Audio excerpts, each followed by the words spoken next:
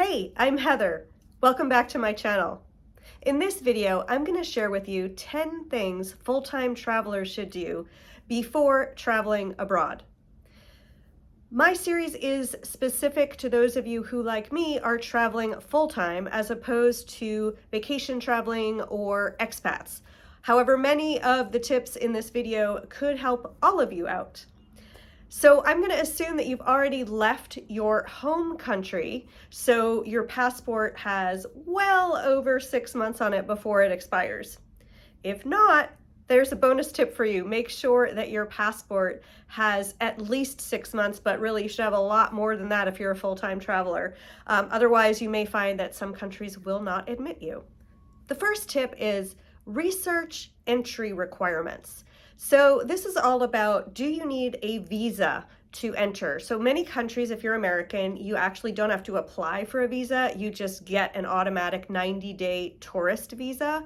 But there are many countries where you actually have to apply for and pay for a tourist visa. So research that as well as how you get it. Sometimes you have to apply, you can apply online. Other times you can get it at the airport, but all of that carries with it a cost and time factor. Make sure also, here's another bonus tip, if you are using an online site to apply for your visas, there are a lot of websites that look like they're the authentic government website, but they're not. And typically, you know, if you're paying a lot of money for your visa, you probably aren't on an authentic government website. So make sure that you go to the government like website or embassy site and click the link from there to apply for your visa. And then make sure you leave enough time, because sometimes the visa application process can take several days or more to get back to you to let you know that you actually have your visa. So definitely leave enough advanced time in between you going to the country and applying for that visa. A second tip that full-time travelers especially need to research is the exit requirements for a country. Because we're more likely to stay in one place for up to the allowed time frame, 30 days, 90 days, whatever it is, the immigration department will often want to see what's called proof of onward travel. Now, I was aware of this when I went to Costa Rica for the first time, so I bought a bus ticket for travel from Costa Rica to Panama, and immigration did ask to see it. And if you're like me, you also don't always know where you're going next and exactly when you're going. So that means you probably don't have a plane ticket yet. So when you get a one-way ticket and you land somewhere, it can raise a red flag for immigration. So definitely make sure that you research whether you're going to have to prepare some sort of proof of onward travel and have that on you when you pass through immigration. A third thing that you're going to have to do is research the vaccinations and medications that you might need entering a new country. So I'm not talking COVID here. I'm talking things like yellow fever vaccinations, which are required in many countries to gain admittance.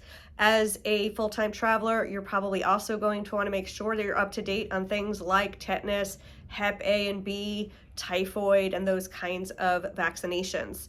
And you might need things like anti-malarial pills depending where you're going. So make sure that you have those. And if you are out of your home country, you can likely find a travel doctor wherever you are in the world. And bonus, you'll probably get the vaccines and the medications cheaper there than you would back in America. The next tip is look up what apps might be really helpful for you in this new country. Things like taxis, so Uber, Grab, Cabify. Different countries have different cab apps, and then there are different. You might have Google Maps or Maps.me, and you need to download the content, and you know that that can take a long time, and you need good Wi-Fi. And so the reason you want to download these useful apps before you leave wherever you are is because you probably have a good Wi-Fi connection or even some sort of SIM card, which gets you enough data to be able to download those apps.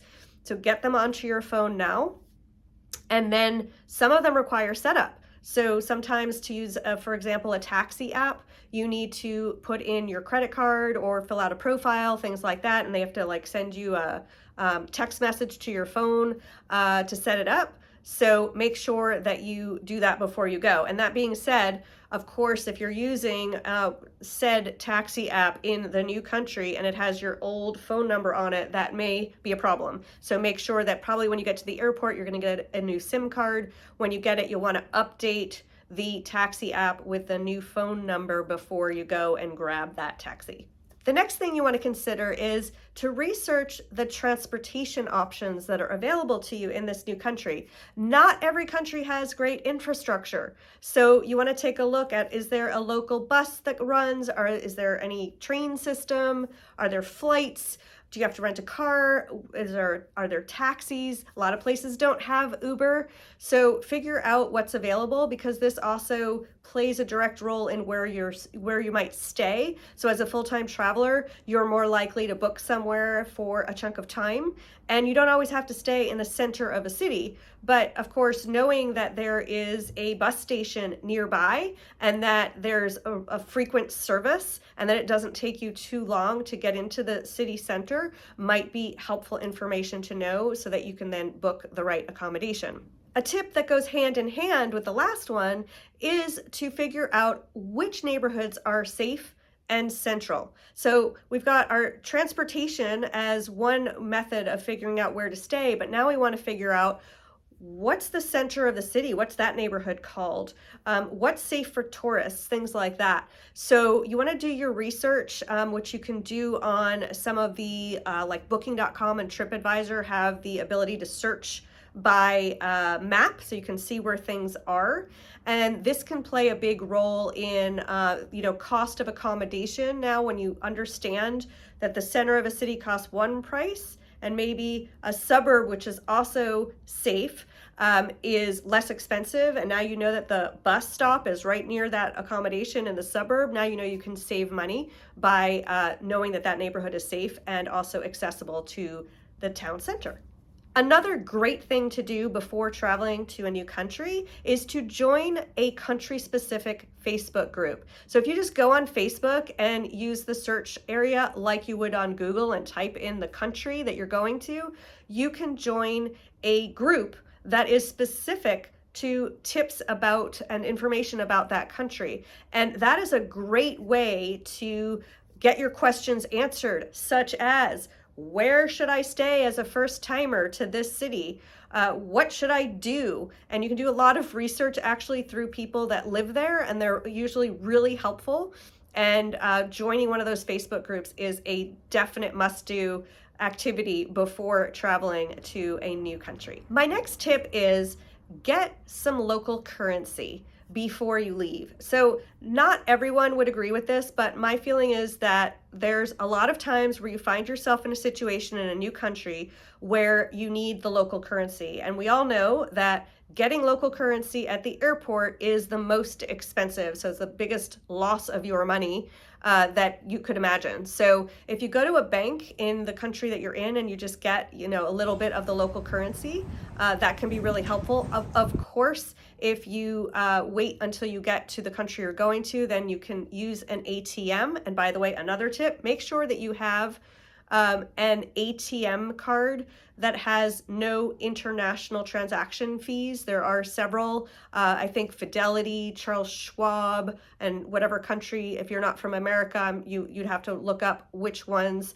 are right for you. But to get a credit card that doesn't charge you ATM fees or that reimburses them is going to save you a lot of money on that. But back to the point, getting some cash and having it in your pocket when you get there is really helpful, because then when you have that thing come up, or you find out there are countries in the world which actually don't really like taking credit cards and they want more cash. So that was my experience in Argentina, for example, because credit cards carry a transaction fee and merchants often don't want to deal with that. So be ready to pay with cash and have some on hand before taking off to that new country. It's a good idea to make sure that you have a travel alert on your credit cards and your ATM card whenever you're going to a new country. So if you've planned your itinerary well in advance, you may have already notified the companies of your travel plans. But if you're adding a new destination to your list, you might just want to be in contact with your bank and with your credit card companies to let them know, depending which ones you use, because there are some that no longer require that you do that. But the worst thing in the world is trying to purchase something and you put your credit card down and it gets declined because your credit card thinks that the company thinks that it's a fraudulent charge. So definitely look into that before traveling to a new country. My final tip for this video is a good one. Your watch. If you're like me, you have a nice digital watch. This was a cheapo one, but you might have your Apple Fitness watch or any number of those nice digital watches where you can track your steps, and how fun. But here's the thing. When you go to a new country, if there is a different time zone, then the same way that your phone has to update with the local time, so does your watch. And I speak to you as someone that didn't think about that one time and set my alarm and was surprised the next day to not be awoken at the time that I thought. So make sure that after you land, that you sync your phone to the local time, and then make sure you resync your phone with your watch and check that it too has the local time. If you found these tips helpful, scroll down to the description area and you will find a link to a free downloadable checklist, which has these and more tips and resources to help you when you are traveling to a new international destination. Thanks for watching, and I'll see you on the next video. Bye-bye.